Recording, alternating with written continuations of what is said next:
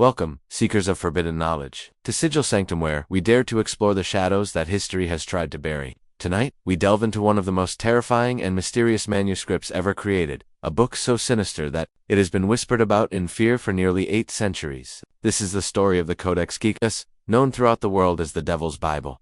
Our tale begins in the year 1230. During one of the darkest periods of medieval Europe, within the remote monastery of Podlavis, nestled deep in the Bohemian forests of what is now the Czech Republic, a sinister event would unfold under the cover of darkness that would forever change the course of occult history. The monastery itself was already a place of secrets, built upon the ruins of an ancient pagan temple dedicated to Slavic deities of the underworld. Its very foundations were soaked in centuries of dark rituals and blood sacrifices. Herman the Recluse, a Benedictine monk whose real name has been lost to history, stood condemned for what medieval records describe only as a grave transgression against God and nature. Modern historians have speculated about the nature of his crime. Some suggest he was caught practicing necromancy. Others believe he had murdered a fellow monk in a fit of madness, while the most disturbing theories propose that he had been caught attempting to summon demonic entities within the monastery's sacred walls. Whatever his crime, Herman faced the brutal sentence of being walled up alive, a slow, agonizing death reserved for the most heinous sins against the Church. This medieval form of execution, known as immurement, involves sealing the condemned person inside a wall or small chamber with no food or water, leaving them to die slowly from dehydration and starvation. The process could take anywhere from 3 days to 2 weeks, and the victims' screams would echo through the monastery walls until they finally fell silent forever. But Herman was no ordinary monk. According to the secret chronicles of the monastery, which were discovered hidden beneath the altar in 1892, Herman had always been different. Born during a lunar eclipse to a mother who died in childbirth while screaming in an unknown language, he had shown signs of supernatural abilities from an early age. The chronicles describe how, as a child, he could read minds, predict deaths, and communicate with entities that others could not see. The Church, recognizing both his potential value and danger, had taken him in and attempted to channel his abilities toward holy purposes. Desperate to escape his fate, Herman conceived a plan so audacious that it bordered on insanity. Standing in his cell, with the sound of masons already preparing the stones that would seal his tomb, he made a promise that would echo through eternity. He vowed to the abbot and the assembled monks that he would create the largest and most magnificent book ever seen, a manuscript that would not only glorify the monastery but also redeem his soul before God and his superiors. The book, he promised, would contain not just the complete Bible, but also the sum of all human knowledge, medical treatises, historical chronicles, astronomical calculations, and theological dissertations. It would be a masterwork that would take a team of scribes decades to complete, and Herman swore he would finish it in a single night. The monks laughed at his impossible boast, but something in Herman's eyes gleamed that seemed to reflect fires not of this world made them hesitate. The abbot, a practical man named Benedict, who had spent his life dealing with the supernatural peculiarities of the monastery built on cursed ground, decided to give Herman one chance. If he could indeed complete this impossible task by dawn, his life would be spared. If not, he would face his original sentence, but with the additional torment of knowing he had failed in his final desperate gambit as the sun set on what might be his last day on earth. Herman was provided with vellum made from the skins of 160 donkeys, an enormous expense for the monastery, along with quills, inks, and all the materials he would need. The cell door was locked, and guards were posted outside. With the weight of imminent condemnation upon him, Herman embarked on what would become a supernatural endeavor that would change his destiny forever. For the first few hours, Herman worked with fevered intensity, his quill flying across the pages as he began transcribing the Bible from memory. But as midnight approached and he had completed only a few dozen pages of what would need to be over 300, the impossibility of his task became clear. Even working without rest, without food, without pause, he could never complete such a monumental work in the remaining hours before dawn. It was then, according to the secret testimonies recorded by the monks who claimed to have witnessed what followed, that Herman's desperation reached its absolute peak. In his dark, cold cell, lit only by flickering candles that cast dancing shadows on the stone walls, his tormented mind turned to the unthinkable. The chronicles describe how the temperature in the cell began to drop precipitously, how the candle flames turned from yellow to blue, and how a smell like sulfur and burning flesh began to permeate the air. In an act of absolute desperation that would damn his soul for eternity, Herman raised his arms to the heavens and invoked the most forbidden name of all. He called upon Satan himself, Lucifer the light-bearer, Beelzebub the Lord of Flies, offering his immortal soul in exchange for the power needed to complete the Codex Gigas before the first ray of dawn broke the horizon. The monastery chronicles, written in a mixture of Latin and what appears to be an unknown demonic script, describe what happened next in terrifying detail. The very air in the cell seems to tear apart like fabric, revealing a void darker than the deepest night. From this impossible darkness, a presence emerged that was so alien, so utterly malevolent, that the stone walls themselves began to weep blood. The devil, or one of his most powerful lieutenants, materialized in Herman's cell. The entity's appearance defied description, constantly shifting between forms, sometimes appearing as a massive figure with the head of a goat and eyes like burning coals, other times as a beautiful angel whose perfection was marred by an aura of absolute corruption, and occasionally as a shadow so dark it seemed to consume light itself. What remained constant was the overwhelming sense of ancient evil, of an intelligence vast and malevolent that had existed since before the creation of the world. The devil's voice, when he spoke, was like the sound of 1,000 dying souls screaming. In unison, he offered Herman a bargain. In exchange for his soul, not only would the Codex Gigas be completed by dawn, but it would become a repository of knowledge both sacred and profane, containing secrets that could drive men mad and powers that could shake the very foundations of reality. But there was a price beyond Herman's soul. The devil demanded that his own image be included in the book, serving as both a signature of their pact and a window through which he could observe and influence the world of mortals. Furthermore, anyone who spent too much time studying the book would slowly fall under its influence, their minds becoming corrupted by the dark knowledge contained within its pages. Herman, faced with certain death and driven by a combination of desperation and hubris, accepted the bargain. The deal was sealed not with a signature, but with Herman's blood, drawn from his heart with a blade that materialized from the very air. As his blood touched the parchment, it began to glow with an unholy light, and instantly, the pages began to fill themselves with text written in perfect calligraphy by invisible hands. But what modern archaeologists discovered in 2019 adds an even more chilling dimension to this tale. Hidden beneath the monastery's foundation, during restoration work following a minor earthquake, researchers found a chamber that had been sealed for centuries. Inside, they discovered human remains arranged in ritualistic patterns around a stone altar carved with symbols that predate any known European writing system.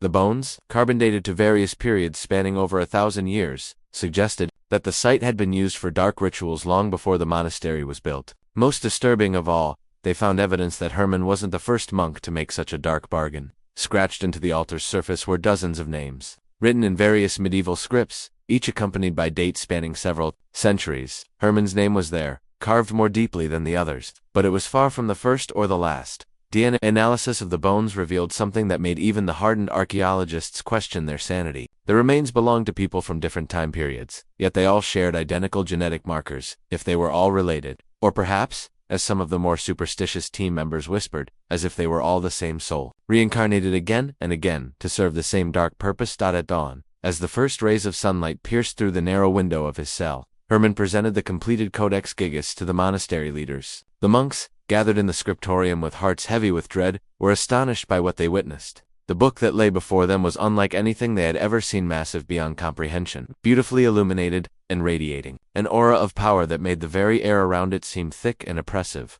But before we continue deeper into this terrifying tale of supernatural horror, I want to reach out to our community of truth seekers. Where are you watching this from? Are you brave enough to be exploring these dark mysteries from the safety of your home, perhaps bundled under blankets as protection against the unknown? Or are you watching this late at night when the veil between worlds grows thin and shadows seem to move on their own?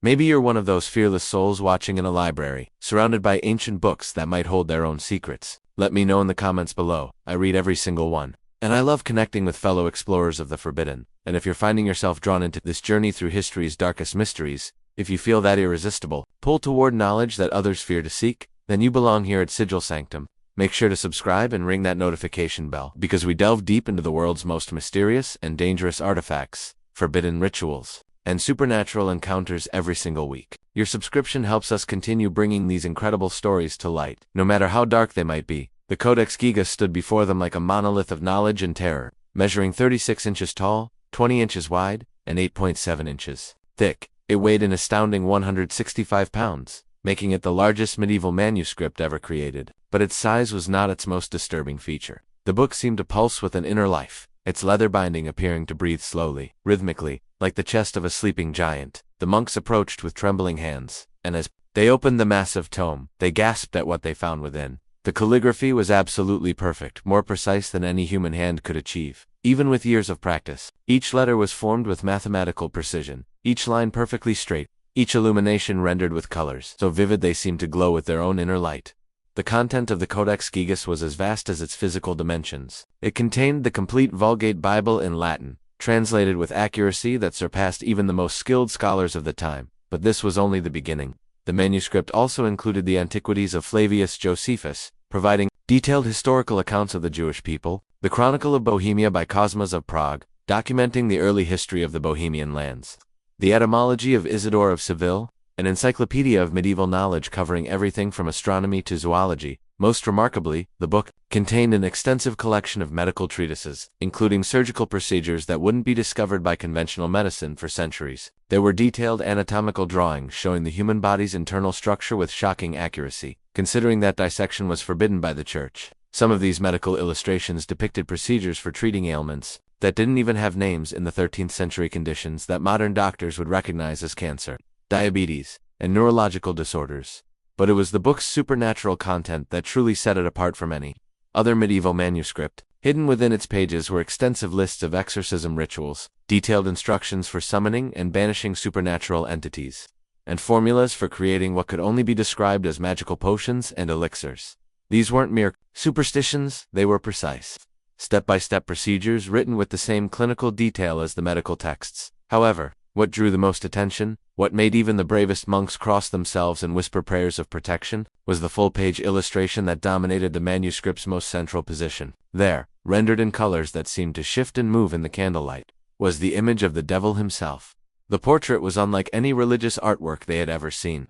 While medieval depictions of Satan typically showed him as a grotesque, almost comical figure designed to inspire more disgust than fear, this image was terrifyingly beautiful. The devil appeared as a massive figure, nearly human in form but clearly supernatural in nature. His skin was a deep red that seemed to glow like heated metal. His muscles were perfectly defined like those of a classical statue, and his face bore an expression of intelligence and malevolent wisdom that spoke of eons of experience with human souls. What made the image truly disturbing were the devil's eyes. They seemed to follow observers as they moved around the page, and more than one monk swore they had seen the painted lips curve into a slight smile when no one was looking directly at the portrait. The figure's hands were positioned as if reaching out from the page, and several witnesses reported feeling a cold touch on their shoulders when standing too close to the open book. Recent analysis using advanced spectroscopy has revealed something that makes the image even more unsettling. The pigments used for the devil's portrait contained traces of human blood, ground, bone, and an unknown organic compound that doesn't match any known medieval writing materials. More disturbing still, carbon dating of this specific ink suggests it's significantly older than the rest of the manuscript, as if something ancient and evil had been awakened and bound to these pages.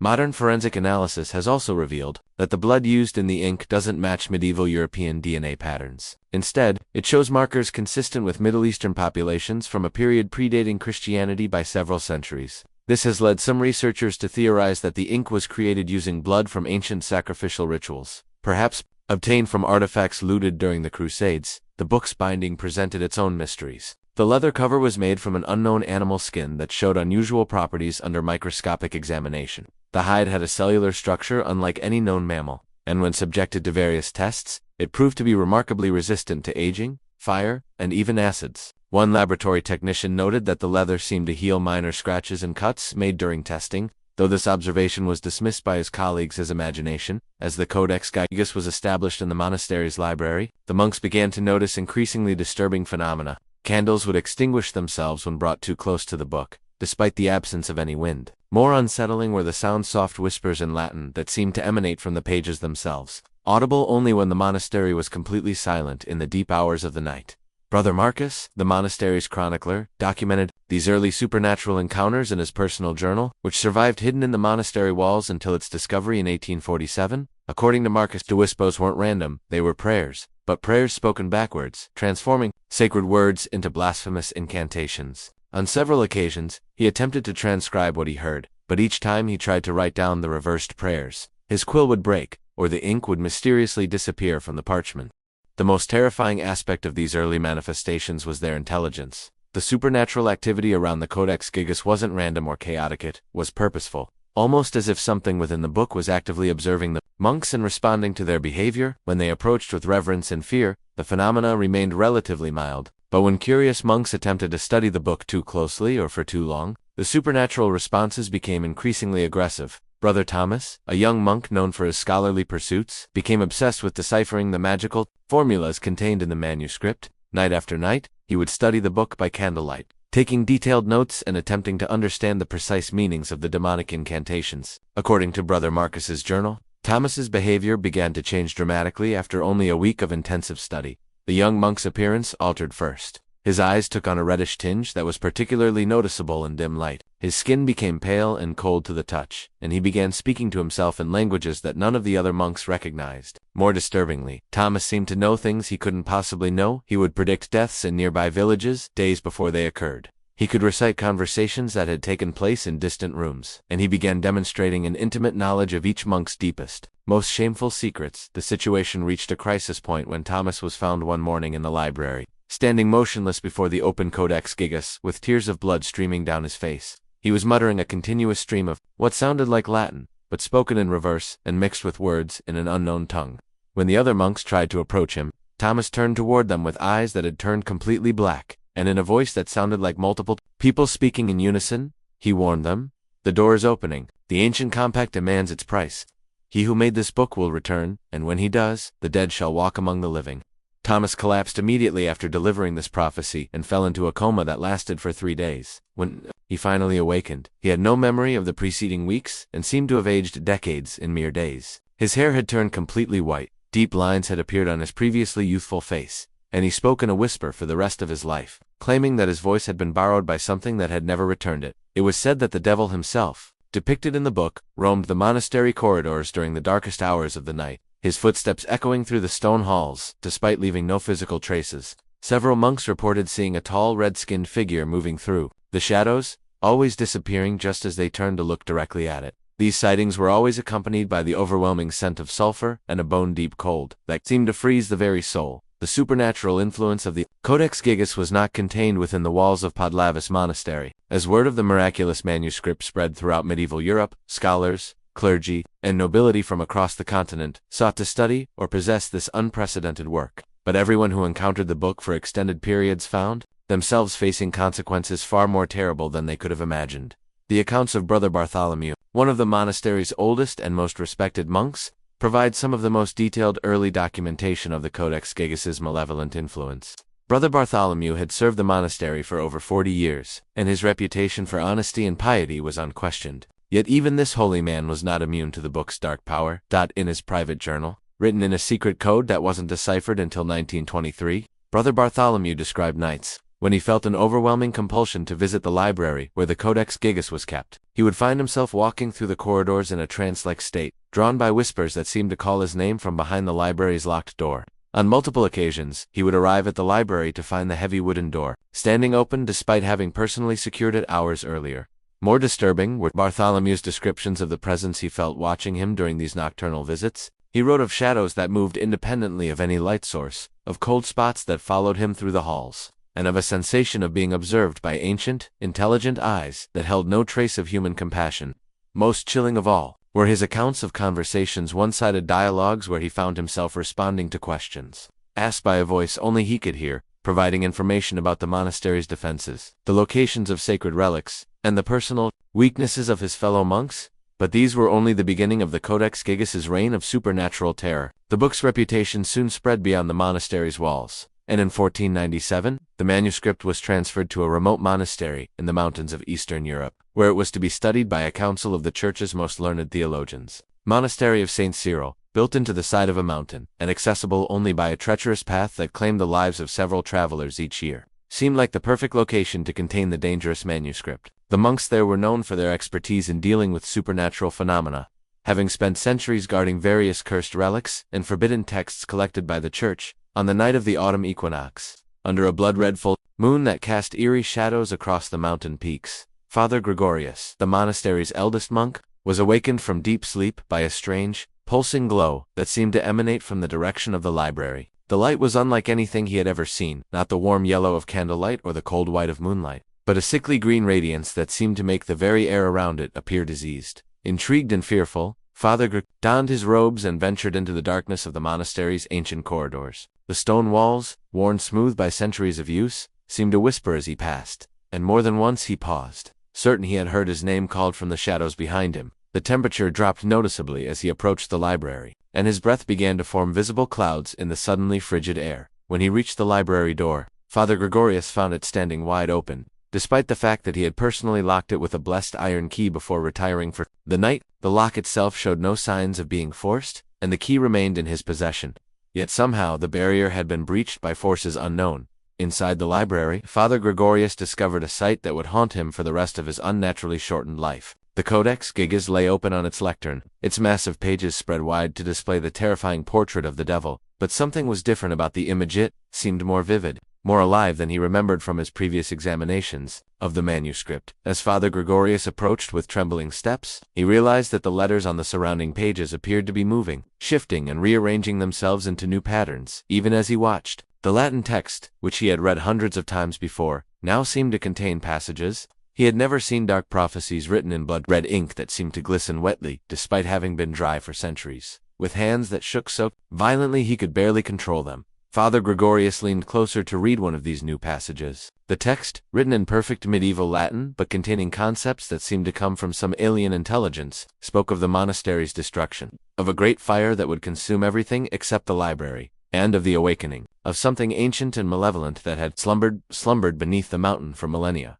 The prophecy was incredibly specific, naming monks by name and predicting the exact manner of their deaths. It described how Brother Anton would fall from the bell tower while fleeing invisible pursuers, how Brother Francis would be found frozen solid in his bed despite the warmest summer in decades, and how the abbot himself would simply vanish one night, leaving behind only bloodstains on his chamber walls. Before Father Gregorius could fully process what he was reading, the wind began to howl outside the monastery with unnatural fury. The sound wasn't the normal mountain wind that the monks were accustomed to. This was something else entirely, a keening wail that seemed almost human in its agony. The temperature in the library plummeted even further, and frost began forming on the windows despite the fact that it was still early autumn. All the candles in the library were suddenly extinguished simultaneously, as if snuffed out by an invisible hand, plunging the room into complete darkness except for that sickly green glow that continued to emanate from the Codex Gigas itself. In that unholy light, Father Gregorius watched in terror as a shadow began to materialize near the manuscript. A tall, imposing figure that seemed to be composed of living darkness.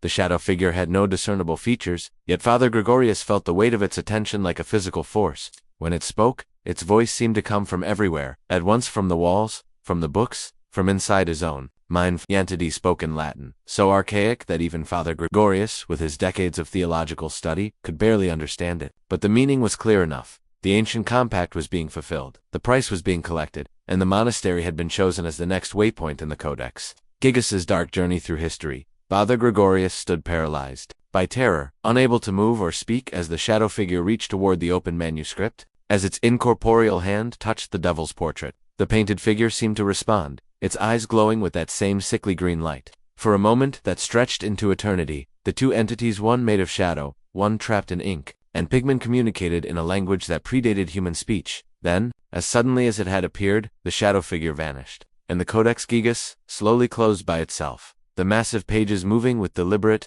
almost ceremonial precision. The normal sounds of the mountain night returned, but Father Greg knew that something fundamental had changed. The monastery was no longer a sanctuary. It had become a hunting ground. The prophecies contained in those mysteriously appearing passages proved to be horrifyingly accurate. Over the following months, every death predicted in the manuscript came to pass exactly as described. Brother Anton did indeed fall from the bell tower, his body found broken on the rocks below with scratches on his arms, suggesting he had been clawing desperately at something invisible. Brother Francis was discovered frozen solid in his bed during the hottest week of summer, his face locked in an expression of absolute terror. The abbot's disappearance was perhaps the most disturbing of all. Father Benedict simply vanished from his locked chamber one night, leaving behind a room that looked as if a violent struggle had taken place. The walls were covered in what appeared to be claw marks. Furniture was overturned, and most chilling of all, there were bloodstains on the ceiling, as if something had dragged him upward through solid stone.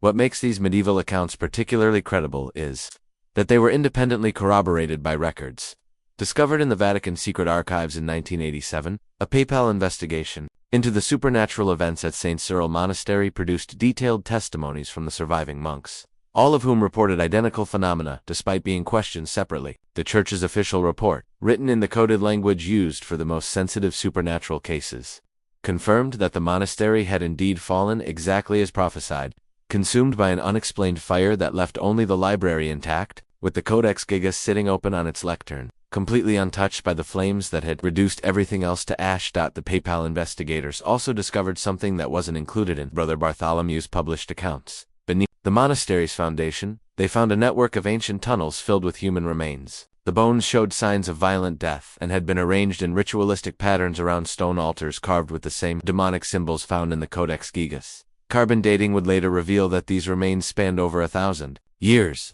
suggesting that the site had been used for dark purposes long before any Christian monastery was built there. During the devastating 30 Years' War that ravaged Europe from 1618 to 1648, the Codex Gigas found itself at the center of military campaigns that seemed to defy normal patterns of warfare. On a particularly violent, stormy night in 1648, as rain lashed the monastery walls and lightning split the sky with unnatural frequency, enemy troops led by Swedish General Christoph Kingsmark launched their assault on the fortress-like religious complex. The attack itself was strange from the beginning. Kingsmark's forces had no strategic reason to target this particular monastery. It held no military value, controlled no important roads, and contained no significant wealth. Yet the general seemed driven by an obsession to capture the building, speaking frequently to his officers about the book that would change the course of history and the knowledge that would make him master of Europe. The siege lasted 3 days, during which the attacking forces experienced a series of inexplicable setbacks. Cannons exploded without warning, killing their own crews. Soldiers reported seeing defenders on the walls even when they knew the monastery was empty. Most disturbing of all, men began dying in their sleep, found each morning with expressions of absolute terror and no apparent cause of death. When the monastery finally fell, Kingsmark's soldiers entered to find a scene of devastation that had nothing to do with the siege. The building appeared to have been ravaged from within. Furniture was overturned, tapestries were shredded, and walls were covered with scratches that looked like claw marks. Of the 40 monks who had been sheltering inside, only 12 were found alive, and all of them were in various states of mental collapse, speaking in tongues and drawing obsessively with their own blood. But the most shocking discovery awaited in the library. Soldiers who dared to approach the Codex Gigas, drawn by its impressive size and obvious value, met deaths so bizarre and horrifying that even hardened veterans refused to go near the manuscript. The first soldier to touch the book was found minutes later with his hair turned completely white and his eyes rolled back in his head, showing only the whites. He lived for 3 more days, during which he spoke continuously in a language no one recognized, occasionally screaming warnings about the watchers on the walls and the price of knowledge. Other soldiers suffered even worse fates. One was discovered with his body twisted into an impossible position, every bone apparently broken yet with no external injuries. Another was found standing upright, completely rigid, with his mouth open in a silent scream. He had apparently died of terror, so intense that it had stopped his heart instantly. A third soldier simply vanished while standing guard over the manuscript, leaving behind only his uniform and weapons arranged neatly on the floor.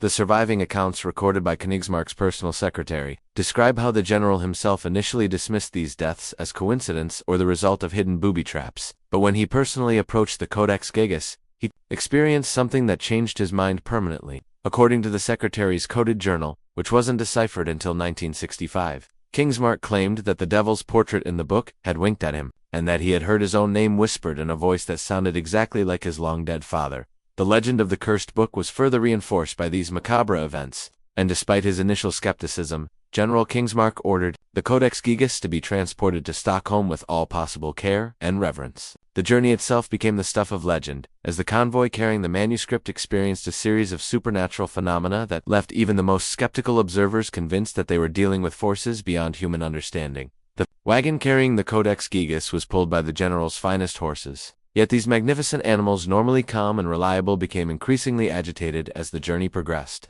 They would refuse to proceed at certain times of day, particularly as the sun set and darkness began to fall. On multiple occasions, the horses would rear and scream in terror at empty stretches of road, their eyes rolling wildly as if they could see threats that were invisible to their human handlers. More disturbing were the changes in weather that seemed to follow the manuscript's passage. Clear skies would suddenly darken with unnatural storm clouds, and rain would fall that was described by witnesses as being warm as blood and thick as tears.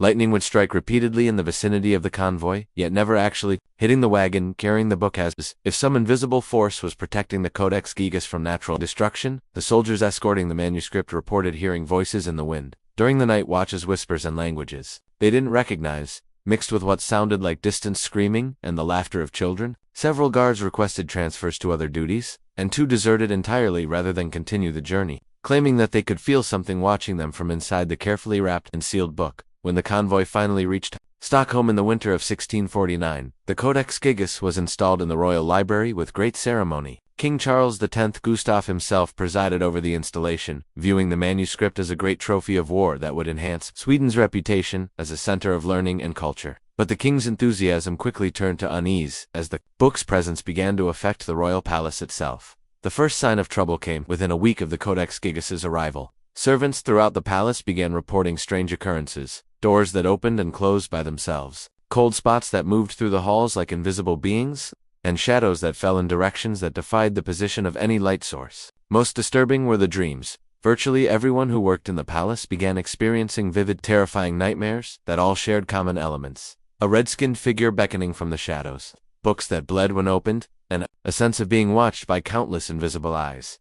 The royal library itself became a place that even the bravest scholars feared to enter after dark. Librarians reported that books would be found rearranged in the morning. Despite the library being securely locked throughout the night, texts on theology would be found opened to passages about damnation, while books on natural philosophy would display pages dealing with the summoning of supernatural entities. Most chilling of all were the reports from the night watchmen who patrolled the library. These guards, selected for their courage and reliability, began requesting reassignment after only a few weeks on duty. They spoke of hearing the sound of pages turning in the sealed room where the Codex Gigas was kept, of seeing lights moving behind the locked door, and of feeling an overwhelming compulsion to enter the chamber, despite explicit orders to remain outside. One guard, a veteran soldier named Lars Anderson who had survived some of the bloodiest battles of the 30 Years' War, left a detailed account of his experiences that was discovered in the Royal Archives in 1889. According to Anderson's testimony, he would often hear what sounded like multiple voices engaged in conversation coming from the Codex Gigas chamber. The voices spoke in Latin, but with such perfect pronunciation and archaic vocabulary that it seemed to come from scholars who had lived centuries before any living person. Most unnervingly, Anderson claimed that on several occasions, he distinctly heard his own name being discussed by these invisible speakers, along with detailed descriptions of his military service, his family history, and even his private thoughts and fears. When he finally worked up the courage to peer through the keyhole of the locked chamber, he saw the Codex Gigas standing open on its lectern, its pages glowing with that same sickly green light that had been reported at other locations. But what made him flee in terror was the realization that the devil's portrait was no longer looking straight ahead as it had during the day. Instead, the painted figure had turned its head and was staring directly at the keyhole, its lips curved in a malevolent smile. In 1697, nearly 50 years after the Codex Gigas had arrived in Stockholm, disaster struck the Royal Library in the form of a fire so devastating and mysterious that it remains unexplained to this day. The blaze began during the early morning hours of May 7th, when most of the palace was still asleep. According to witness accounts, the fire started simultaneously in multiple locations throughout the library. Despite there being no obvious source of ignition and no evidence of arson, the flames spread with unnatural speed and intensity, consuming priceless manuscripts, ancient scrolls, and irreplaceable historical documents within minutes. The heat was so intense that the stone walls themselves began to crack, and several firefighters collapsed from smoke inhalation despite being experienced in battling such blazes. But the most inexplicable aspect of the fire was its selective nature. While the vast majority of the library was reduced to ash and charred stone, the chamber containing the Codex Gigas remained completely untouched. Multiple witnesses, including the Royal Fire Marshal Erik Dahlberg, reported seeing a dark figure moving through the flames, seemingly unaffected by the intense heat and smoke. This figure, described as tall and imposing with eyes that glowed like red coals, appeared to be directing the fire's path, ensuring that it consumed everything except the chamber where the cursed manuscript was housed. Some observers claimed they saw the figure gesture toward burning sections of the library, causing the flames to leap higher and burn more fiercely, while simultaneously creating barriers of cool air around the Codex Gigas. The aftermath of the fire revealed something even more disturbing. When investigators finally gained access to the undamaged chamber, they found the Codex Gigas open to a page that had never been documented before, detailed illustration showing the royal library in flames, with tiny figures fleeing in terror while a demonic entity watched from above. The image was rendered with such accuracy that it included architectural details that only someone intimately familiar with the built-in could have known. Even more shocking was the discovery that the new illustration appeared to be painted with the same blood-based ink found in the original devil's portrait, despite the fact that the book had been under constant guard and no one had been allowed to alter it in any way. Modern fire investigation techniques, applied to historical records in 1987, revealed something that the 17th century investigators couldn't have known. The temperature around the Codex Gigas never exceeded 50 degrees Celsius, while the rest of the library burned at temperatures exceeding 800 degrees Celsius. Those who witnessed the supernatural figure protecting the book were never the same again. The royal fire marshal, Eric Dahlberg, a man known for his rationality and courage, became a recluse after the fire, spending his remaining years writing obsessively about demonic manifestations and the end of the world. His journals, discovered after his death, contained hundreds of drawings of the figure he had seen in the flames, each more detailed and terrifying than the last librarian Johann Gabriel Sparf, who had been responsible for cataloging the library's contents, suffered perhaps the worst fate of all. After witnessing the dark entity protecting the Codex Gigas, Sparf fell into a catatonic state that lasted for months. When he finally regained the ability to speak, he could only communicate in backwards Latin, speaking prayers and biblical verses in reverse order. Medical doctors of the time were baffled by his condition. Noting that his knowledge of Latin had actually improved dramatically despite his apparent mental breakdown, he could now recite obscure theological texts that he had never studied, but only in reverse. The scholarly community that had once eagerly sought to study the Codex Gigas now approached it with extreme caution.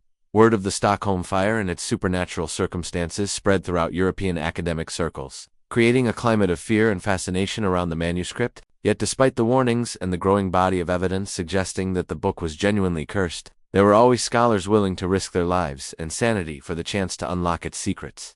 Dr. Erik Velius, the younger, a respected theologian and linguist from the University of Uppsala, arrived in Stockholm in 1701, with the express purpose of conducting a comprehensive analysis of the Codex Gigas. Velius was a man of extraordinary learning, fluent in Latin, Greek, Hebrew, and Arabic, with a particular expertise in medieval manuscripts and their historical contexts. He had spent years preparing for this study, believing that his scholarly training and deep faith would protect him from whatever supernatural influences might be associated with the book. The university had granted Velius unprecedented access to the manuscript, allowing him to study it for up to 12 hours per day under carefully controlled conditions. For the first week, his research proceeded normally. Velius made detailed notes on the book's construction, analyzed its various texts, and began working on translations of some of the more obscure passages. His initial reports back to the university were filled with excitement about the manuscript's scholarly value and the insights it might provide into medieval learning and religious practice. But during the second week of his study, Velius's colleagues began to notice disturbing changes in his behavior and appearance. Dr. Magnus Celsius, who was serving as Velius's research assistant, noted that the scholar had begun speaking to himself while working, carrying on elaborate conversations with invisible participants.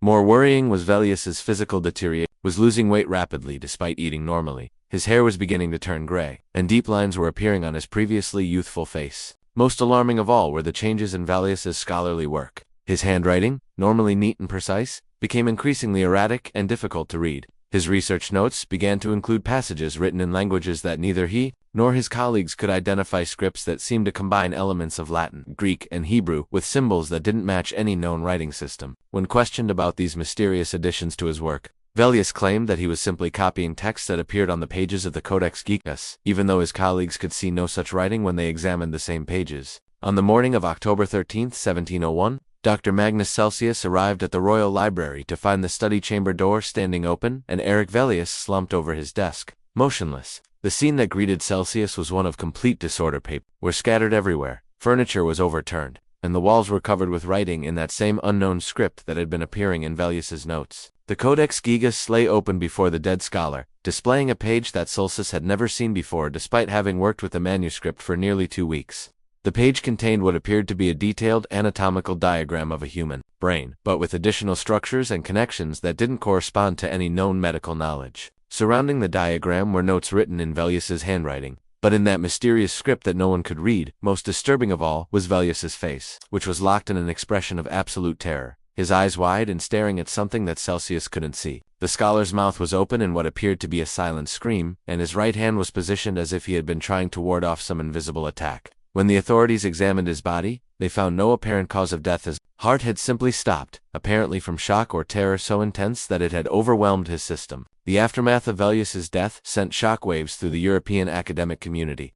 The University of Uppsala immediately suspended all research involving the Codex Gigas, and several other institutions that had been planning similar studies canceled their projects. The fear that spread among scholars wasn't just superstitious anxiety, was based on mounting evidence that the manuscript posed genuine, potentially fatal dangers to anyone who studied it too intensively. Dr. Gustavus Adolphus Hoyer, a brilliant scholar from the University of Lund, represented the next generation of researchers who were drawn to the Codex Gigas. Despite the growing catalog of mysterious deaths associated with it, Hoyer was a man of the Enlightenment, convinced that rational inquiry and scientific method could explain any phenomenon, no matter how strange or apparently supernatural. In 1703, 2 years after Vellius's death, Hoyer petitioned the Swedish crown for permission to conduct his own investigation of the manuscript. His proposal was methodical and cautious. He would limit his daily exposure to the book, work only during daylight hours, and maintain detailed records of any unusual experiences or phenomena. The authorities, perhaps eager to prove that the manuscript could be studied safely under proper conditions, granted his request. Hoyer's initial approach was exemplary. He began by examining the Codex Gigas only for brief periods, gradually increasing his exposure as he became more comfortable with the manuscript. His early notes reflect a careful, systematic analysis of the book's contents, with particular attention to the magical formulas and exorcism rituals that had attracted less scholarly attention than the religious and historical texts. But as weeks turned to months, Hoyer's research began to take on an increasingly obsessive character. His colleagues at the university noted that he was spending longer and longer hours in Stockholm, often remaining at the Royal Library from dawn until well past midnight. When he did return to Lund, he seemed distracted and agitated, speaking constantly about breakthrough discoveries that he couldn't quite articulate. Hoyer's personal correspondence from this period, preserved in the university archives, provides insight into his growing obsession with the supernatural elements of the Codex Gigas. In letters to fellow scholars, he wrote about discovering keys to the hidden architecture of reality and formulas that could reshape the fundamental laws of existence. His handwriting became increasingly erratic, and his letters often contained diagrams and symbols that bore no relationship to any recognized academic discipline.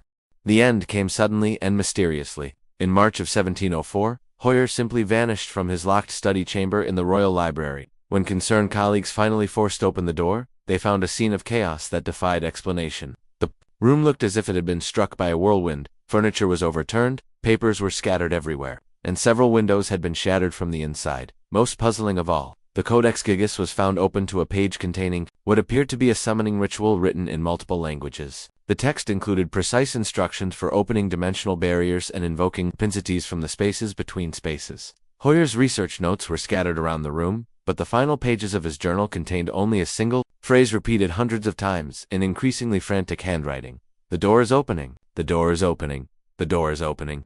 No trace of Hoyer was ever found, despite extensive searches of the palace and the surrounding city. His disappearance became one of Stockholm's most famous unsolved mysteries, spawning numerous theories, ranging from suicide to murder to supernatural abduction. The most chilling aspect of the case was the discovery, several days after his disappearance, that someone or something had been systematically destroying all of Hoyer's research notes, papers that had been carefully preserved in the university archives were found reduced to ash, with no sign of fire or other natural cause of destruction. What's particularly unsettling is that Hoyer's personal journal, discovered in 2003 during renovations of the Stockholm Library, contains increasingly erratic entries describing whispers in the walls and shadows that breathe. His final entry, written in what appears to be his own blood, simply reads, "The door is opening, I understand now." The price was never Herman's soul, it was everyone who would ever read these words. The pattern of death and disappearance surrounding scholarly attempts to study the Codex Gigas was becoming undeniable. Yet the manuscript continued to attract researchers drawn by the promise of unlocking its extraordinary secrets. Each new tragedy only seemed to enhance the book's reputation as the ultimate challenge for serious scholars. A test of intellectual courage that only the most dedicated would dare to face. The supernatural influence of the Codex Gigas didn't diminish with the passage of time. If anything, it seemed to grow stronger as the manuscript entered the modern era. The 18th and 19th centuries brought new forms of scholarly inquiry, advanced analytical techniques, and a scientific rationalism that many hoped would finally explain the mysterious phenomena surrounding the cursed book. But each new generation of researchers discovered that the Codex Gigas was immune to conventional understanding, and that its dark power only grew more sophisticated in response to increasingly sophisticated attempts to study it. The Swedish astronomer and alchemist Olaf Rudbeck, one of the most respected scientists of his era, became fascinated by the Codex Gigas in the late 17th century. Rudbeck was a man of extraordinary intellect who had made significant contributions to anatomy, linguistics, and astronomy. He approached the manuscript with the confidence of someone who had spent his career unraveling natural mysteries through careful observation and logical deduction. Rudbeck's initial interest in the Codex Gigas was sparked by references within the text to astronomical phenomena that wouldn't be officially discovered for centuries. The manuscript contained detailed star charts showing celestial bodies that weren't visible to the naked eye. along with mathematical calculations predicting planetary movements with remarkable accuracy. Most intriguingly, there were passages describing what modern astronomers would recognize as black holes, neutron stars, and other cosmic phenomena that shouldn't have been known to medieval scholars. Determined to understand how monks could have possessed such advanced astronomical knowledge, Rudbeck established a dedicated research facility in his private observatory, where he could study the Codex Gigas using the most advanced instruments available. He equipped his laboratory with telescopes, astrolabes, mathematical instruments, and alchemical apparatus, creating what was essentially the first modern scientific approach to analyzing the supernatural manuscript. For the first several months, Rudbeck's research proceeded normally. He made careful measurements of the book's physical properties, analyzed the composition of its inks and pigments using the chemical techniques available at the time, and began working on translations of the astronomical passages. His findings were remarkable. The manuscript's predictions about planetary positions were accurate to a degree that shouldn't have been possible without telescopic observations. Yet they predated the invention of the telescope by centuries. But, as Rudbeck delved deeper into the manuscript's astronomical content, he began experiencing phenomena that challenged his rational worldview. His telescopes would move on their own during the night, repositioning themselves to observe areas of the sky that corresponded to star charts in the Codex Gigas. More disturbing, when he used these instruments to observe the coordinates specified in the manuscript, he began seeing things that defied explanation, dark regions of space that seemed to move and pulse with their own rhythm, stellar formations that appeared to form faces and symbols, and lights that traveled in patterns suggesting intelligence rather than natural celestial motion. Rudbeck's research notes from this period, discovered in the basement of his observatory in 1823, reveal a brilliant mind, struggling to reconcile empirical observation with impossible phenomena. He wrote about seeing watchers in the void and geometries that hurt the mind to contemplate. His astronomical charts became increasingly abstract, filled with calculations that seemed more occult than scientific, and diagrams showing connections between celestial bodies that formed patterns, resembling the demonic symbols found throughout the Codex Gigas. The phenomena weren't limited to his astronomical observations. Books in his library would fall from their shelves at precisely calculated intervals, always opening 2 pages that related to his current research into the manuscript. His alchemical experiments began producing results that contradicted established chemical principles. Metals would transmute spontaneously, solutions would change color without the addition of any and crystalline formations would appear overnight in sealed containers. Most unsettling of all was Rudbeck's growing conviction that something was watching him work. He wrote extensively about feeling observed by an intelligence that seemed to understand his research better than he did himself. On multiple occasions, he would arrive at his laboratory to find equations written on his chalkboards in handwriting that wasn't his own, mathematical formulas that described principles of physics that wouldn't be discovered for centuries, yet which proved to be completely accurate when tested. The end came on a winter night in 1702, during a lunar eclipse that Rudbeck had been eagerly anticipating. According to his final journal entry, he planned to use the eclipse as an opportunity to test some of the astronomical predictions contained in the Codex Gigas. His assistant, Dr. Anders Spohl, was scheduled to join him for the observations, but was delayed by a family emergency. When Dr. Spohl finally arrived at the observatory the following morning,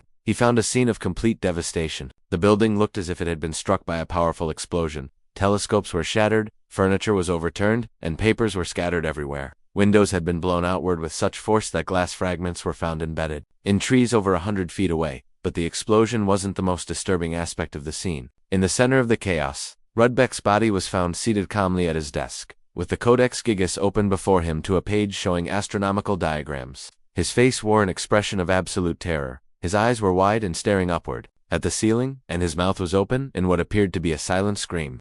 Most inexplicably, despite the destruction surrounding him, neither Rudbeck nor the Codex Gigas showed any signs of physical damage from whatever force had devastated the observatory. The astronomer appeared to have died of shock or terror, but his body was completely unharmed. The manuscript was similarly untouched, though Dr. Spohl noted that the devil's portrait seemed to be smiling more broadly than usual. The investigation into Rudbeck's death revealed several anomalies that baffled the authorities. The explosion appeared to have originated from inside the observatory, yet there was no evidence of gunpowder, chemicals, or any other explosive materials. The pattern of destruction suggested that the force had radiated outward from the exact location where the Codex Gigas had been positioned, yet the book itself was completely undamaged. Even more puzzling were the astronomical observations found among Rudbeck's final notes. His telescope had been positioned to observe a region of space that, according to his calculations, should have been empty. yet his detailed drawings showed celestial formations that matched diagrams found in the Codex Gigas with perfect accuracy. When other astronomers attempted to verify his observations using identical equipment, they found nothing but empty space. Whatever Rudbeck had seen was visible only to him. The 19th century brought new challenges to understanding the Codex Gigas. As the scientific revolution introduced increasingly sophisticated analytical techniques, in 1823, the brilliant Swedish chemist Anders Gustaf Ekeberg, famous for discovering the element tantalum, decided to investigate the unusual properties of the substances mentioned in the manuscript's alchemical sections. Ekeberg was a methodical scientist who had spent his career developing new techniques for chemical analysis. He approached the Codex Gigas with the same systematic rigor that had made him one of Europe's leading chemists, believing that modern analytical methods would finally explain the book's apparent supernatural properties. His research focused on the mysterious formulas contained in the manuscript's sections, dealing with what medieval scholars had called natural philosophy, but which Ekeberg recognized as primitive chemistry and physics. Many of these formulas describe processes for creating substances with properties that seemed impossible, according to 19th century scientific understanding: metals that remained liquid at room temperature, crystals that glowed without any external energy source, and solutions that changed their fundamental properties based on the phase of the moon. Ekeberg established a state-of-the-art laboratory specifically for analyzing these medieval formulas. Equipped with the most advanced chemical apparatus available, he began by attempting to recreate some of the simpler processes described in the manuscript, using modern equipment and precise measurements to improve upon the medieval techniques. The results were immediately unsettling. Even when following the instructions exactly, Ekeberg found that his experiments would only work under specific conditions that seemed to have no scientific basis. Certain reactions would proceed normally during the day but fail completely at night. Others would only work during particular phases of the moon, or when specific constellations were visible in the sky. More disturbing were the substances that these experiments produced. Following the medieval formulas precisely, Ekeberg created materials that shouldn't have been able to exist according to known chemical principles. He produced metals that appeared solid but felt liquid to the touch, crystals that generated light without heat, and solutions that seemed to violate conservation of mass by weighing more after reactions than the sum of their component materials. As Ekeberg delved deeper into the manuscript's alchemical secrets, his laboratory began experiencing increasingly strange phenomena. Glass beakers would crack spontaneously without any apparent stress or temperature change. Chemical solutions would change color overnight despite being stored in sealed containers. Most unnervingly, Ekeberg began finding substances in his laboratory that he hadn't created: mysterious powders and liquids that appeared overnight, always arranged in patterns that corresponded to diagrams found in the Codex Gigas. Research notes from this period reveal a scientist struggling to maintain his rational worldview in the face of phenomena that defied explanation. He documented hundreds of experiments that produced impossible results, carefully recording procedures and outcomes in hope of finding some underlying scientific principle that could explain the apparent magic. But as months passed, Ekeberg's notes began to show signs of mental strain. His handwriting became erratic, his experimental procedures grew increasingly complex and ritualistic, and his observations started including references to voices in the laboratory and shadows that moved independently of any light source. The situation reached a crisis point during the winter of 1824. Ekeberg had been working on what he believed would be his greatest breakthrough, an attempt to synthesize what the Codex Gigas called aqua vita vera, described as a liquid that could grant extended life and enhanced understanding. The formula was incredibly complex, requiring precise timing, specific astronomical conditions, and ingredients that Ekeberg had spent months acquiring. On the night of the winter solstice, as snow fell heavily outside his laboratory windows, Ekeberg began the final stage of the synthesis. According to his notes, everything proceeded exactly as the medieval formula specified. The various substances combined in the predicted sequence, producing the expected colors and reactions. But as the process neared completion, something went wrong. Dr. Lars Hirten, Ekeberg's research assistant, arrived at the laboratory the following morning to find the building filled with an acrid smoke that burned the eyes and throat. The laboratory itself was in complete chaos. Equipment was scattered everywhere. Chemical solutions had been spilled across the floor, and the walls were covered with strange burn marks that formed patterns resembling the demonic symbols found in the Codex Gigas. Ekeberg was found dead at his workbench, surrounded by the remnants of his final experiment. His body showed no signs of injury from fire or chemicals, yet his face was locked in an expression of absolute horror. Most disturbing of all were his eyes, which had turned completely white, as if something had burned away his pupils and irises from within. The Codex Gigas lay open beside his body to a page containing alchemical diagrams that Dr. Hirten had never seen before. Despite having worked with the manuscript for months, the new illustrations showed detailed procedures for creating substances that seemed to bridge the gap between chemistry and magic. along with warnings written in Latin about the price of seeking knowledge beyond mortal understanding. The investigation into Eckeberg's death revealed several inexplicable aspects.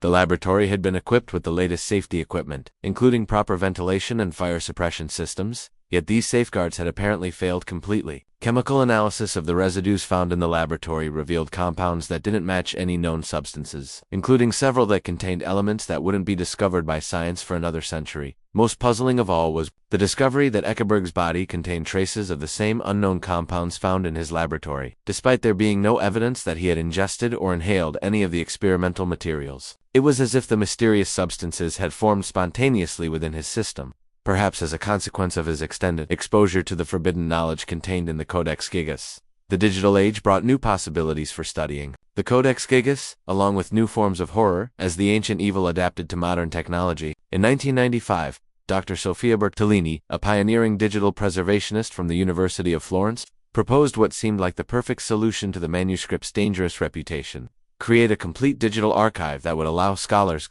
worldwide to study the book's contents without risking direct exposure to its supernatural influences. Dr. Bertolini was a leading expert in manuscript digitization, having successfully created digital archives of dozens of important historical documents. She approached the Codex Gigas project with confidence, believing that modern technology could finally break the cycle of death and madness that had surrounded the manuscript for centuries. Her plan was ambitious but straightforward: use scanning equipment to create perfect digital copies of every page, allowing the original manuscript to be studied remotely while keeping researchers safe from direct contact.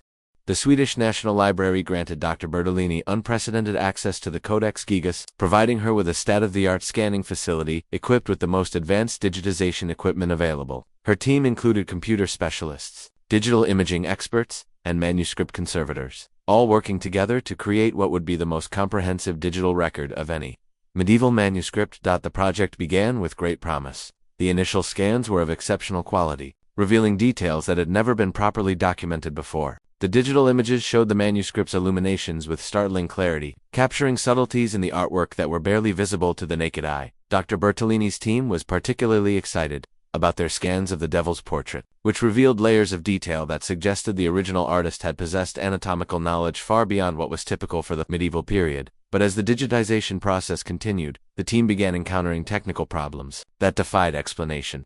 Computer systems would crash spontaneously, always at moments when they were processing images of the manuscript's more occult content. Hard drives would become corrupted overnight, losing data that had been successfully saved just hours before. Most disturbing, the digital images themselves began showing anomalies that weren't visible in the original manuscript. Dr. Bertolini's technical notes from this period document a growing sense of unease among her team.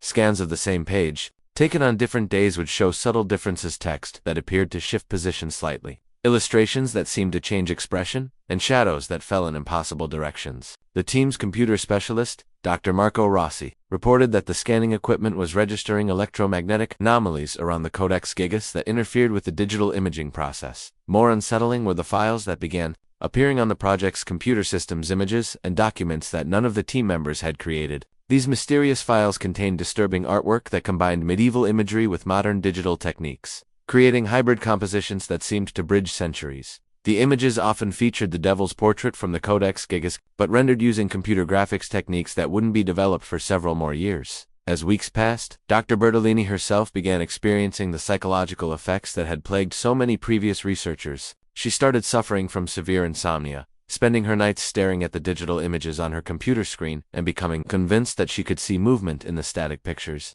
During the day, she would work with fevered intensity, often forgetting to eat or take breaks as she became obsessed with capturing every detail of the manuscript. Her colleagues noticed that Dr. Bertolini had begun talking to her computer during the scanning sessions, carrying on elaborate conversations with what she claimed were entities that existed within the digital files. She would ask questions about the manuscript's history, and receive responses that she insisted were coming from the computerized voices of long-dead scholars who had studied the book.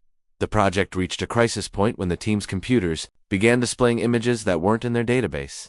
Photographs of Dr. Bertolini and her colleagues that appeared to have been taken by hidden cameras, showing them in locations throughout the library and even in their homes. These unauthorized images were particularly disturbing because they showed things that weren't visible to the naked eye: shadowy figures standing behind the researchers, additional text appearing on the manuscript pages, and expressions on the devil's portrait that were different from what the team members remembered seeing. Dr. Bertolini's final report, submitted just before she abandoned the project, described her growing conviction that the Codex Gigas was actively resisting digitization. She wrote about computer screens that would flicker and change when displaying images of the manuscript, showing brief glimpses of scenes that seemed to come from other times and places. She documented instances where digital files would rewrite themselves overnight, transforming scholarly annotations into what appeared to be threats written in medieval Latin. Most disturbing of all were the changes in the devil's portrait when viewed through digital media, while the original painting remained static on the manuscript page.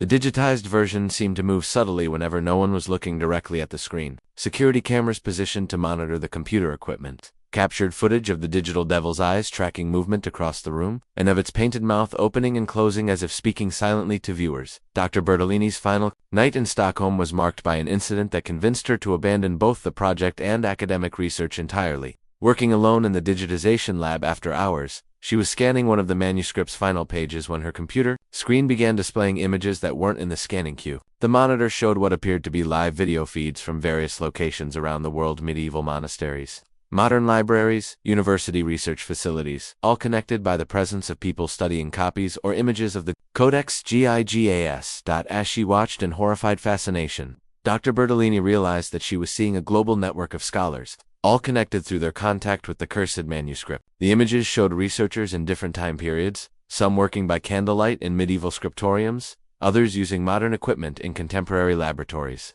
All of them bore the same expression of obsessive concentration, and all of them seemed to be unaware that they were being observed.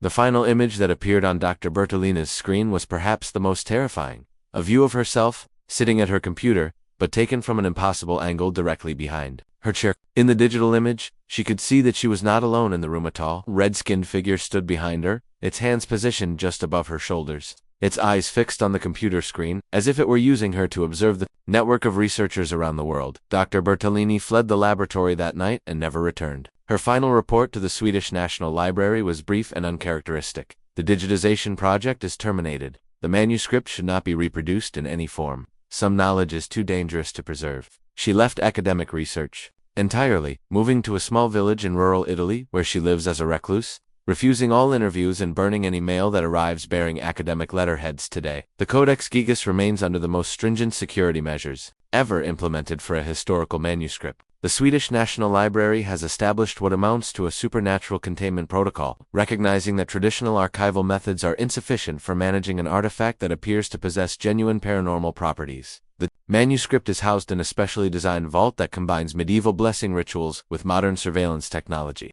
creating what officials describe as a hybrid, spiritual, and scientific containment system. The current security arrangements were implemented following a comprehensive review of all previous incidents associated with the manuscript, conducted by a joint committee of librarians, historians, theologians, and though this is not publicly acknowledged, specialists in paranormal containment. The committee's classified report, portions of which were leaked to researchers in 2019, describes the Codex Gigas as an active supernatural entity that poses ongoing risks to human life and sanity. The manuscript is now housed in a vault constructed according to specifications that combine modern security technology with protective measures derived from medieval exorcism manuals. The walls are lined with iron plates, inscribed with protective symbols from multiple religious traditions, while the room itself is equipped with electromagnetic field generators that create a containment barrier around the book. The vault is maintained at a constant temperature and humidity level, not just for preservation purposes, but because fluctuations in environmental conditions seem to trigger increased supernatural activity. Access to the Codex Gigas is now limited to no more than 4 hours per year for any individual researcher. With mandatory psychological evaluations before and after each viewing session, all research must be conducted in teams of at least 3 people, with one member designated specifically to monitor the others for signs of supernatural influence. Digital recording equipment is prohibited following the disasters that befell Dr. Bertolini's digitization project, and all research notes must be reviewed by a panel of theologians before being released to the academic community. The library has also implemented what they call spiritual countermeasures based on research into historical methods for dealing with cursed objects. The vault is blessed monthly by representatives from multiple religious traditions, including Catholic priests, Orthodox theologians, Jewish rabbis, and Islamic scholars. These blessing ceremonies are conducted according to ancient protocols that treat the manuscript not as a simple book, but as a prison containing malevolent entities that must be continually restrained. Recent attempts to study the manuscript using non-invasive techniques have yielded results that are both fascinating and deeply disturbing. Advanced electromagnetic field readings taken around the Codex Gigas show patterns that suggest the presence of intense energy fields that pulse in rhythms resembling human vibrations. These energy fields appear to respond to human presence, intensifying when researchers approach, and forming patterns that seem almost like attempts at communication. Thermal imaging reveals that the Devil's Portrait maintains a temperature several degrees higher than the surrounding pages, even in the carefully climate-controlled environment of the vault. More unsettling, time-lapse thermal photography has captured evidence that the heated area moves slightly over time, as if the painted figure is shifting position on the page when not being directly observed. Spectroscopic analysis of the manuscripts, inks and pigments has revealed the presence of elements that don't match any known medieval writing materials, including isotopes that shouldn't exist in nature. Most disturbing of all, carbon dating of different sections of the manuscript has produced inconsistent results, with some pages appearing to be significantly older or younger than others, despite clear evidence that the entire book was created as a single project in 2021, following a series of minor supernatural incidents that occurred despite the enhanced security measures. The Vatican dispatched Father Gabriel Ruiz, one of the Church's most experienced exorcists,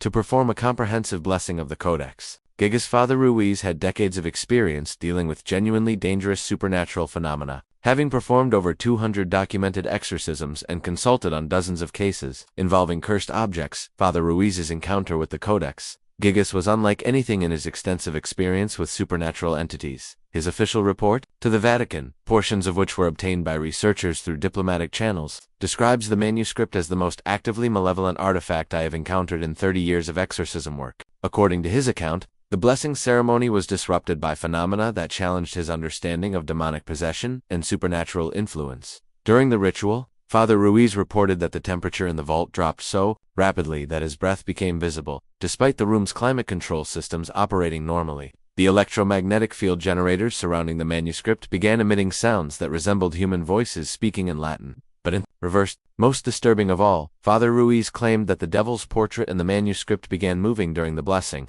turning its head to look directly at him and mouthing words in a language he didn't recognize. The climax of the blessing ceremony occurred when Father Ruiz attempted to sprinkle holy water on the manuscript. According to his report, the water evaporated before it could touch the pages, transforming into a fine mist that formed shapes resembling human faces. These misty apparitions appeared to be screaming silently before dispersing into the air, and Father Ruiz noted that each face bore a resemblance to historical figures who had been known to study the manuscript. Most significantly, Father Ruiz reported hearing a voice that seemed to come from the manuscript itself, speaking in perfect ecclesiastical Latin and claiming to be Herman the Recluse. The voice provided details about the manuscript's creation that weren't found in any historical records, including the true nature of Herman's original crime and the specific terms of his bargain with demonic forces. According to this supernatural testimony, Herman's pact was far more complex than historical accounts suggested. Rather than simply trading his soul for the ability to complete the manuscript, he had agreed to serve as a permanent conduit between the demonic realm and the human world. The Codex Gigas wasn't just a book, it was a gateway that allowed supernatural entities to observe and influence human affairs through the medium of scholarship and research. Father Ruiz's experience with the manuscript left him permanently changed. Upon completing the blessing ceremony, he assured Vatican officials that he had never encountered such a powerful and malevolent supernatural presence. The exorcist, who had spent his career confronting demonic entities, described the intelligence behind the Codex Gigas as ancient beyond human comprehension and utterly hostile to human existence. Shortly after his encounter with the manuscript, Father Ruiz submitted his resignation from active exorcism work and retired to a contemplative monastery in the Italian Alps. In his final report to the Vatican, he recommended that the Codex Gigas be placed in permanent isolation, with no further research or public access permitted under any circumstances. He also suggested that the Catholic Church should consider the manuscript a genuine supernatural threat that required ongoing spiritual containment measures. The early 21st century brought new forms of investigation to the study of the Codex Gigas, as paranormal research groups began applying scientific methodology to supernatural phenomena. In 2012, the team Ancient Shadows, led by paranormal investigator Dr. Michael Harrison, obtained permission from the Swedish National Library to conduct the first systematic paranormal investigation of the manuscript, using modern EQUIPMENT Dr. Harrison was a former physics professor who had become interested in paranormal research after experiencing supernatural phenomena during his own academic career. His team included specialists in electromagnetic field detection, thermal imaging, audio recording, and video analysis, all focused on documenting any measurable paranormal activity associated with the Codex Gigas. The investigation was planned as a comprehensive 3-night study, using equipment that could detect changes in temperature, electromagnetic fields, air pressure, and ambient radiation. The team also brought high-sensitivity, audio and video recording equipment, capable of capturing phenomena that might be invisible or inaudible to human senses. The first night of investigation proceeded relatively normally. The team's instruments detected several minor anomalous slight temperature variations around the manuscript, electromagnetic fluctuations that seemed to pulse in rhythm with human heartbeats, and low-frequency sound waves that registered just below the threshold of human hearing. These findings were interesting but not unprecedented in their experience with allegedly haunted objects. But the second night brought phenomena that challenged even the experienced team's understanding of paranormal activity. Their thermal imaging cameras began showing heat signatures around the Codex Gigas that had no apparent source, human-shaped, warm spots that moved around the manuscript despite the absence of any visible figures. The electromagnetic field detectors registered massive spikes whenever team members approached the book too closely, as if some powerful energy source was reacting to human presence. Most remarkably, their audio equipment began picking up voices, speaking in what sounded like medieval Latin, often commenting directly on the investigation itself. Dr. Harrison's team member, linguistics expert Dr. Sarah Mitchell, was able to translate many of these recorded voices, finding that they were providing detailed commentary on the team's equipment and methods, sometimes offering suggestions for improving their investigation techniques.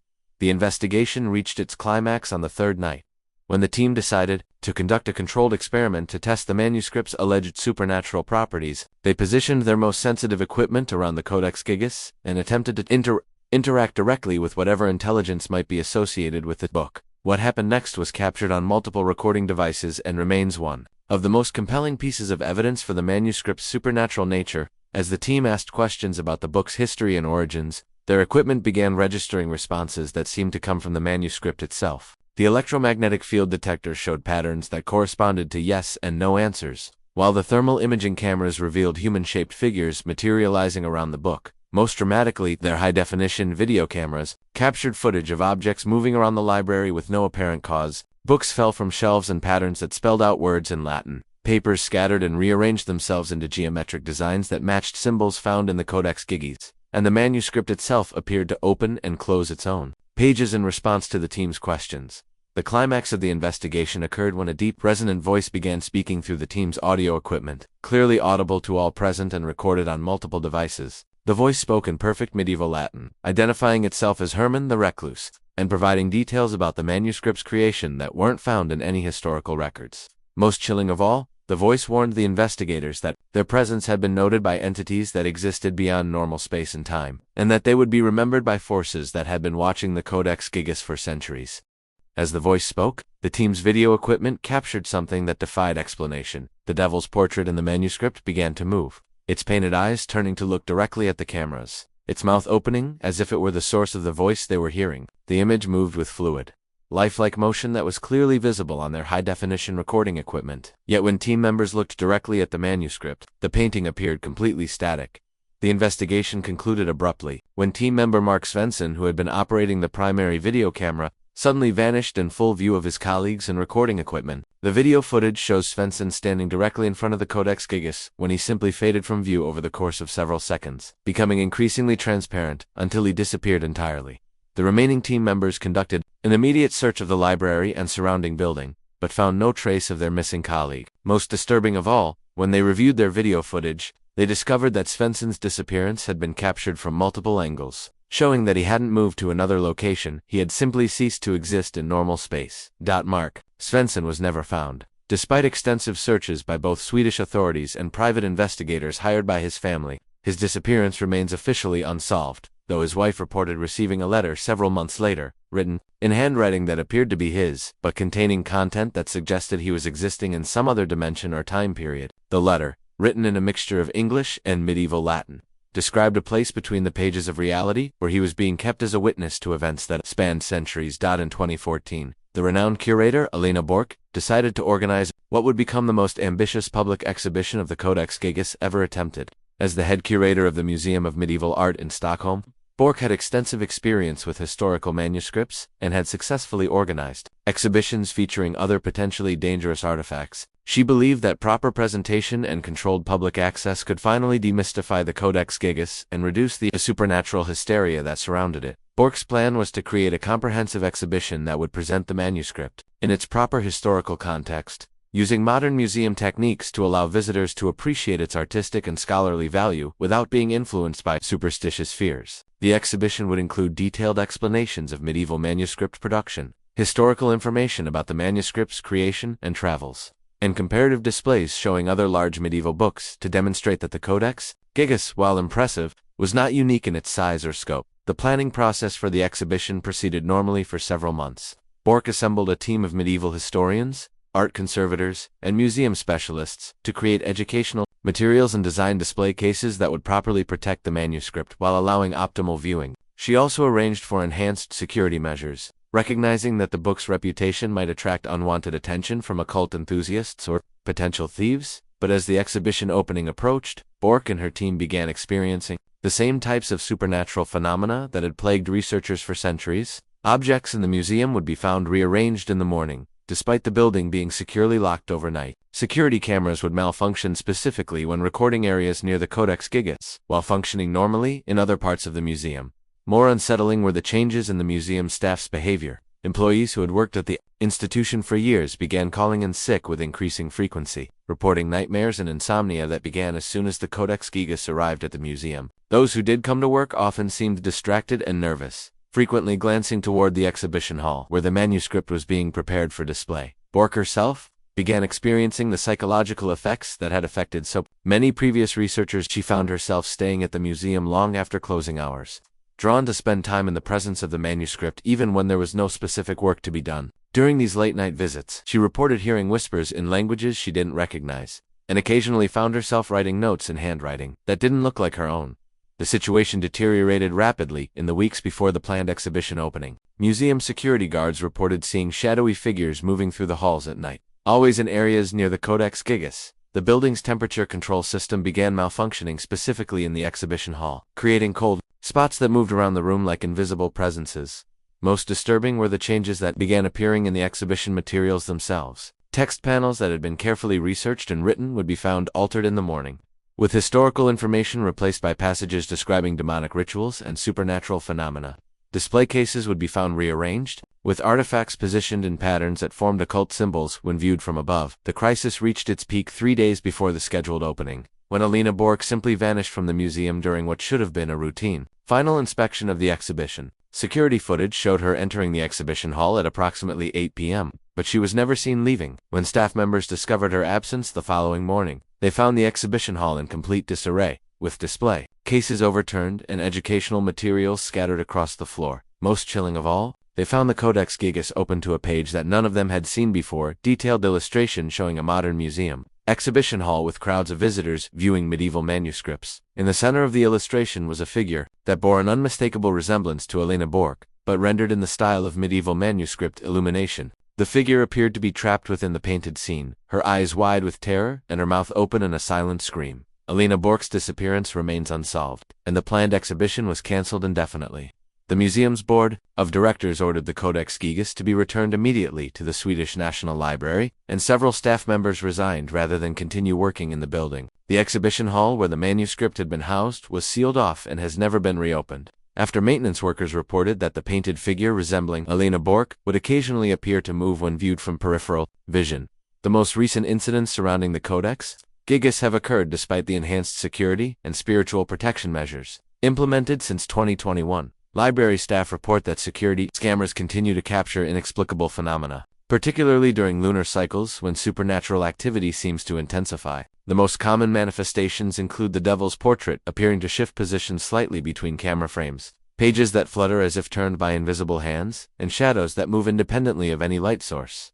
3. Security guards have resigned from their positions since the new containment measures were implemented, all reporting similar experiences during their night shifts. They describe feeling watched by an invisible presence, hearing whispers in languages they don't recognize, and experiencing sudden temperature drops that occur only in the vicinity of the manuscript vault. One guard, Johan Peterson, provided a detailed account of his final night on duty, describing how he witnessed the vault door opening and closing by itself while the electronic locks remained fully engaged.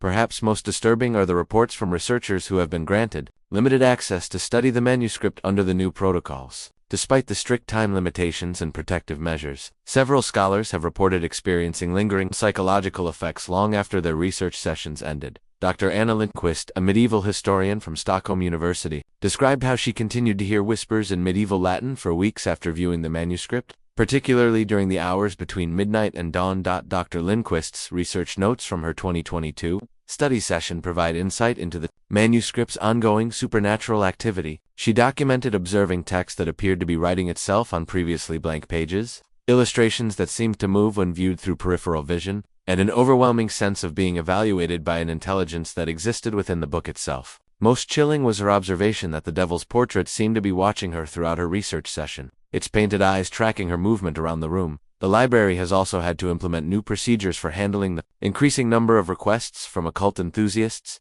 paranormal investigators, and religious groups who seek access to the manuscript for purposes unrelated to legitimate scholarship. These requests have increased dramatically in recent years, particularly following the publication of leaked documents describing some of the supernatural incidents associated with the book. Most concerning to library officials are the reports of organized groups attempting to gain unauthorized access to the manuscript. In 2018, a cult known as the Devil's Followers was discovered conducting a ritual in the library's parking lot, using photographs of the Codex Gigas in an apparent attempt to invoke supernatural entities. The group's leader, Anton Svensson, was found dead following the interrupted ritual, with no apparent cause of death but clear signs of extreme terror. The investigation into this incident revealed that the cult had been studying the manuscript for months, using illegally obtained photographs and leaked transcriptions to conduct what they believed were summoning rituals. Police found extensive documentation in the group's possession, including detailed plans for breaking into the library and using the actual manuscript in a ceremony intended to open doorways between dimensions. But here's what the public isn't told, what the official reports carefully avoid mentioning. Every full moon, security cameras capture the same impossible phenomenon. The devil's portrait shifts on the page, turning to look directly at the cameras, and the massive tome opens and closes its own pages as if breathing. The electromagnetic field generators surrounding the manuscript detect energy spikes that suggest some form of consciousness actively testing the boundaries of its containment. 3 security guards have quit after witnessing this monthly occurrence firsthand, and the library has stopped scheduling overnight shifts during lunar cycles. The guards who have seen it describe the same terrifying experience. The painted devil seems to become aware of being watched, turning its attention toward the security cameras and appearing to study the monitoring equipment with obvious intelligence and malevolent intent. But perhaps the most disturbing aspect of the manuscript's current situation is the evidence that its influence is expanding beyond the physical confines of the library.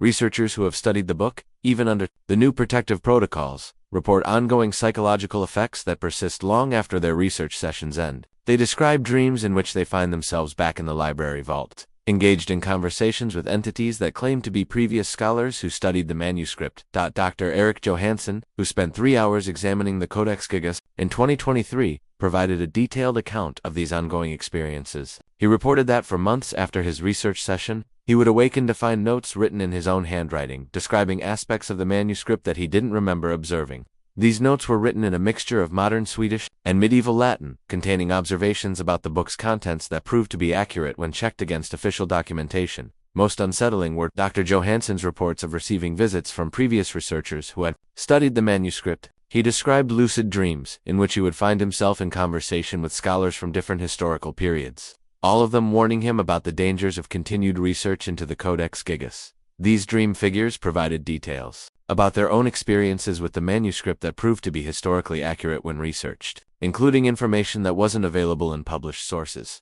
The most recent and perhaps most significant incident occurred just 3 months ago. In March 2024, a visiting scholar from Oxford University, Dr. Margaret Sinclair, was granted special permission to examine the manuscript's astronomical sections for a paper on medieval scientific knowledge. Despite following all established protocols, including the mandatory psychological evaluation and the presence of 3 monitoring colleagues, Dr. Sinclair experienced what library officials have classified as a Level 5 supernatural event. According to the official incident report, Dr. Sinclair was examining a page containing star charts when she suddenly began speaking in fluent medieval Latin, despite having no prior knowledge of the language. The content of her statements, which were recorded by her monitoring colleagues, consisted of detailed astronomical predictions that extended far beyond the scope of medieval knowledge. She predicted solar flares, described the orbital mechanics of planets that hadn't been discovered in the 13th century, and provided mathematical formulas for calculating celestial phenomena with accuracy that surpassed modern scientific knowledge. Most disturbing of all, Dr. Sinclair began describing astronomical events from the perspective of someone who was observing them from a point in space far beyond Earth. She provided detailed accounts of viewing solar systems that wouldn't be discovered by human astronomy for centuries, describing planetary compositions and stellar phenomena with scientific accuracy that she couldn't possibly have possessed. The incident concluded when Dr. Sinclair collapsed and fell into a brief coma, awakening 3 hours later with no memory of the preceding events. However, when she attempted to leave Stockholm, she discovered that she was unable to travel more than a few miles from the library without experiencing severe disorientation and panic attacks. She remains in Stockholm to this day, living in a small apartment near the library and visiting the manuscript vault monthly, claiming that she feels called to maintain contact with the book. Dr. Sinclair's ongoing situation represents the most recent example of the Codex Gigas' ability to forge permanent connections with those who study it intensively. Library officials have quietly established a support network for individuals who have been similarly affected, providing housing and medical care for the small but growing community of researchers who find themselves unable to leave Stockholm. Due to their supernatural connection to the manuscript, the question that haunts everyone involved in the manuscript's care is whether these incidents represent the escalation of a threat that has existed for centuries, or whether something fundamental has changed about the Codex Gigas in recent years. Some researchers theorize that the manuscript's supernatural properties are intensifying as it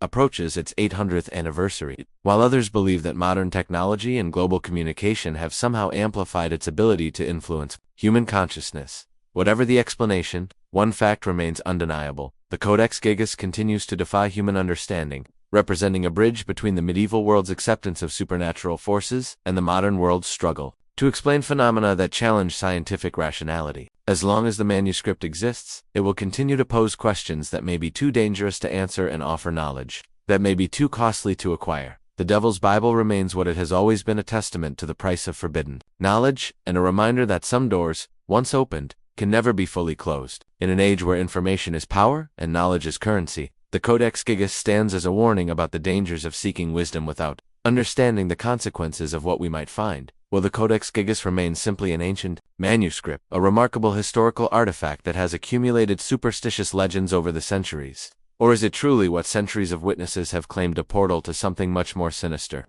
a gateway through which ancient evil continues to observe and influence our world? The evidence suggests that the truth may be more terrifying than even the most dramatic legends suggest. The Codex Gigas, known as the Devil's Bible, remains one of history's most enigmatic and dangerous books. Its pages, filled with ancient knowledge, both sacred and profane, have caused madness, terror, and death throughout the centuries. As the legends continue to grow and the body of evidence for its supernatural properties becomes increasingly difficult to dismiss, one question persists with growing urgency.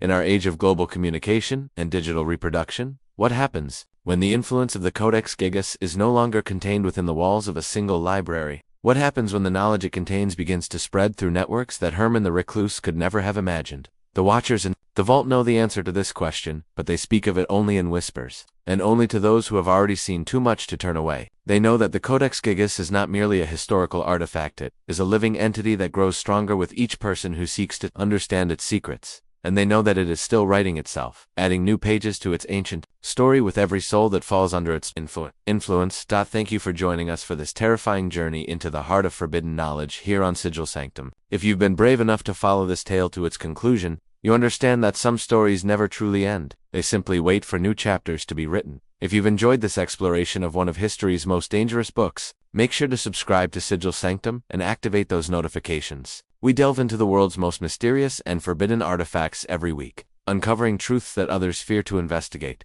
Your support helps us continue bringing these incredible and terrifying stories to light, no matter how deep into darkness they may lead us. Comment below and let us know, what did you think of this journey into the realm of cursed knowledge? Have you ever encountered something that challenged your understanding of reality? Are there other forbidden books or dangerous artifacts you'd like us to investigate? Remember, knowledge is power, but some knowledge comes with a price that may be too high to pay. Some books are meant to remain closed, some secrets are better left buried, and some doors should never be opened. But for those of us who cannot resist the call of the unknown, who are drawn to peer behind the veil that separates the known from the unknowable, We'll continue to explore these mysteries together. Until next time, stay curious, stay cautious, and remember, in the pursuit of forbidden knowledge, we are never truly alone. Something is always watching, always waiting, always ready to collect the price of our curiosity. The pages are still turning. The story is still being written, and somewhere in the darkness between knowledge and wisdom, the devil is still smiling. Stay vigilant, seekers of truth. We'll see you in the shadows. End of transmission. # the Codex Gigas, the Devil's Bible.